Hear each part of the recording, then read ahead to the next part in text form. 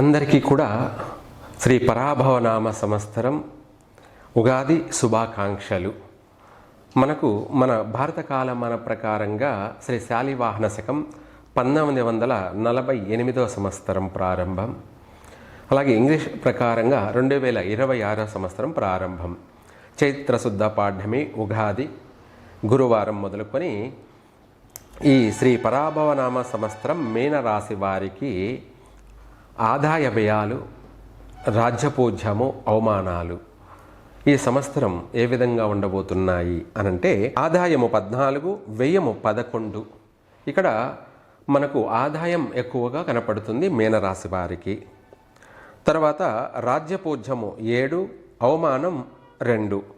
ఓవరాల్గా మీనరాశి వారికి ఈ సంవత్సరం అన్ని రంగాలలోనూ స్థిరపడే అవకాశమే ఉంది. అంటే దీపం ఉండంగానే ఇల్లు చక్కబెట్టుకోవాలి అన్నట్టుగా ఈ సంవత్సరంలో మీరు అనుకున్నది ప్రతిదీ కూడా జరిగే అవకాశం ఉంది. కానీ అంత ఈజీ కాదు, కొన్ని ఒడిదుడుకులు అయితే ఉన్నాయి. కానీ ఏది ఏమైనప్పటికీ అవకాశాలు అధికంగా ఉన్నాయి. మీనరాశి వారికి ఆదాయ వ్యయాల్లో 2 ఎక్కువగా హెచ్చుగా ఉంది, లాభము. అలాగే గౌరవార్థం కూడాను విశేషంగా ఉంది. మొత్తం మీద మీనరాశి వారికి ప్రస్తుతం ప్రారంభంలో శని జన్మరాశిలో ఉన్నప్పటికీ కూడా అనుకూలంగానే ఉంది. తర్వాత చతుర్థ స్థానంలో గురువు వల్ల, అలాగే రాహు యొక్క ప్రభావం కొంతమేర ఆటంకాలు, అడ్డంకులు. రాహు అనేది ప్రతిరోజు రాహుకాల సంచారం. అలాగే ఈ రాశి వారికి అడ్డంకులు, అవరోధాలు, ఆటంకాలను కలగచేస్తున్నప్పటికీ కూడా మనం ప్రారంభించిన ప్రతి పనిలో కష్టపడినందుకు ప్రతిఫలం కలుగుతుంది. ఆర్థిక పరంగాను అన్ని రంగాల వారికి, వ్యవసాయదారులకి ముఖ్యంగా చెప్పాలంటే మంచి విశేషమైనటువంటి ఆదాయము, మంచి పంటలు, మంచి దిగుబడి, వీళ్లకు తగినటువంటి వాళ్ళ కష్టపడినందుకు తగిన రాబడి, మిగులుబడి అన్నీ కూడా అనుకూలంగానే ఉన్నాయి. మీనరాశి వారికి, వ్యవసాయదారులకి అన్ని విధాల కలిసి వచ్చే అవకాశం ఎక్కువగా ఉంది. కాబట్టి కౌలు రైతులకు కూడా అప్పులు తీరిపోయే అవకాశాలు కనపడుతున్నాయి. కొంచెం జాగ్రత్తగా, తెలివిగా వ్యవహరించినట్టయితే, కష్టపడినట్టయితే అన్ని అప్పుల నుంచి బయటపడతారు ఈ సంవత్సరం మీనరాశి వారు. అలాగే విద్యార్థులకి మంచి అవకాశము, చదివింది గుర్తుపెట్టుకొని చక్కగా మంచి ఎగ్జామ్లో బాగా రాణించగలుగుతారు. మంచి మార్కులతోటి ఇంటా బయట మంచి పేరును సంపాదించుకుంటారు. వాళ్లకు తగినటువంటి అవకాశాలు వస్తాయి. ఉన్నత చదువుల కోసం, ఉన్నతటువంటి దూరదేశాల్లో, ప్రదేశాలలో కూడా మంచి ఉన్నత చదువుల కోసం ప్రయత్నం చేస్తారు. అక్కడికి వెళ్ళి స్థిరపడి అవకాశాలు కూడా అధికంగా ఉన్నాయి. విద్యార్థులకి అనువైన కాలమే. అయితే కాస్త తెలివిగా వ్యవహరించినట్టయితే అన్ని విషయాలలో కూడా సక్సెస్ అవుతారు విద్యార్థులు. తర్వాత వ్యాపారస్తులకి చిన్న చిన్న ఆటంకాలు, ఒడిదుడుకులు ఉన్నప్పటికీ కూడా చివరగా అన్ని విషయాలలోనూ మంచి వ్యాపార లావాదేవీలు, మంచి వ్యాపార అనుకూలత, అలాగే ఆకర్షణ శక్తితో కూడుకొని ఓర్పుతో, ఓపికతో, పట్టుదలతోటి ఈ సంవత్సరం ఏదైతే అనుకుంటారో దాన్ని పూర్తి చేయగలుగుతారు. వ్యాపారాన్ని, చిన్న వ్యాపారాన్ని పెద్దగా విస్తరించడం కానీ, లేదంటే పలు ప్రాంతాలలో ఒక వ్యాపారాన్ని కాస్త 4-5 వ్యాపారాలుగా విస్తరించడం కానీ, వ్యాపారాన్ని అభివృద్ధి చేసుకోవడం, డెవలప్మెంట్ చేసుకోవడం, అటువైపు దృష్టి పెట్టి ఆ విధంగా కూడా మీరు వ్యాపకాన్ని పెంపొందించుకుంటారు. అభివృద్ధి విషయాలలో తిరుగులేదు. అంతేకాకుండా మీనరాశి వారికి ఒక మంచి శుభవార్తలు వింటారు. వివాహ శుభవార్తలు వింటారు. ఎందుకు వింటారు అంటే, గతంలో మీరు ప్రయత్నం చేసినటువంటి ఆ ప్రయత్నాలు మళ్ళీ మీకోసం వెతుక్కుంటూ వస్తాయి. అలాగే శుభకార్య మూలకంగా శుభవార్తలు వింటారు. వచ్చిన అవకాశాన్ని మీరు అందిపుచ్చుకుంటారు, సద్వినియోగం చేసుకుంటారు. నిశ్చయ తాంబూలాలు పుచ్చుకోవడం, ఏకంగా పెళ్ళి ఏర్పాటు చేసుకోవడం, ఈ విధంగా ఇంట్లో శుభకార్యాలు అధికంగా జరిగే అవకాశము ఉంది, చేస్తారు. మీ ఇంట్లోనే చేయడమే కాకుండా ఇతర యొక్క శుభకార్యాలలో పాల్గొనడం కానీ, మీ చేతల మీదుగా శుభకార్యాలు చేయడం కానీ, ఇవి అధికంగా విశేషంగా జరిపించడం కానీ కూడా జరుగుతాయి.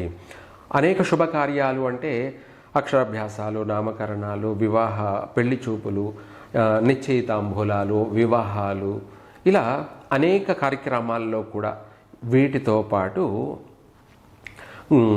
స్థలాలు కొనడం, స్థలాలు అమ్మడం, రియల్ ఎస్టేట్ వ్యాపారులకు కూడా కాస్త మంచి ఊరట, మంచి లాభాలు, పెండింగ్లో ఉన్నటువంటి అంటే అమ్ముడు కాక ఎప్పటి నుంచో పెండింగ్లో ఉన్నటువంటి మొండి స్థలాలు కూడా ఈ సంవత్సరం మీకు సంతోషాన్ని కలగచేస్తాయి. అమ్ముడు పోవడం కానీ, కొనడం కానీ, లేదా మీరు ఒక ఇంటి వాళ్ళు కావడం కానీ, కట్టినటువంటి గృహాన్ని కొనడం కానీ, లేదంటే భూమి పూజలు ప్రారంభం చేసి శంకుస్థాపన చేసి గృహ నిర్మాణాలు చేపట్టి ఎక్కడ కూడా ఆటంకం లేకుండా, అవరోధాలు లేకుండా చకచక గృహ నిర్మాణాలు పూర్తి చేసుకొని గృహప్రవేశం కూడా చేస్తారు. ఇటు వివాహయోగము, అటు గృహయోగము, అనేక విధాలు కూడా మీనరాశి వారికి ఈ సంవత్సరం ప్రారంభ దశలో జూన్ వరకు, జూలై వరకు కూడా బాగానే ఉంది. ఇంకా చెప్పాలంటే డిసెంబర్ వరకు కూడా బాగుంది. ఆ తర్వాత తదుపరి శని వక్రించి ఉత్తరాభాద్ర నక్షత్రం, రేవతి నక్షత్రాలలో వక్రించి సంచరించబోతున్నాడు కాబట్టి మళ్ళీ ప్రతికూలతలు ఎక్కువగా ఉంటాయి. ప్రతికూలతలు అంటే ఏదైనా సరే మాట పట్టింపులు, మనస్పర్ధలు, గొడవలు, నష్టాలు ఇటువంటివి కూడా జరిగే అవకాశం ఉంది. కానీ తెలివిగా వ్యవహరించినట్టయితే అది కాస్త కూడా జరగకుండా మనం బయటపడచ్చు. ఇంకా కూడా చెప్పాలంటే ఈ మీనరాశి వాళ్ళు వీలైనంత వరకు మంగళవారం శివుడికి బెల్ల పొంగలితోటి అభిషేకం జరిపించండి. ప్రతి మంగళవారం కూడాను. ఇది ఒక 11 వారాలు. 11 వారాలు బెల్ల పొంగలితోటి ఆ మంగళవారం లేదంటే ఆదివారం అనుకూలంగా ఉంటే ఆదివారం, మెయిన్ అయితే మంగళవారం చేయండి. కుదరని పక్షాన ఆదివారం చేయడం వల్ల మీకు రాహుకేతువుల యొక్క పీడ వైదొలిగిపోతుంది. శని యొక్క అనుగ్రహం సంపూర్ణంగా కలుగుతుంది. ఇంకా చెప్పాల్సిన అవసరమే లేదు. ఆనందమైనటువంటి జీవితం గడుపుతారు, సంతోషకరమైనటువంటి జీవితాన్ని గడుపుతారు. రాబోయే సమస్యలన్నీ కూడా ఏదో ఒక రూపంలో వైదొలిగిపోతుంటాయి. మనకు తెలియకుండానే వైదొలిగిపోయే అవకాశాలు ఉన్నాయి.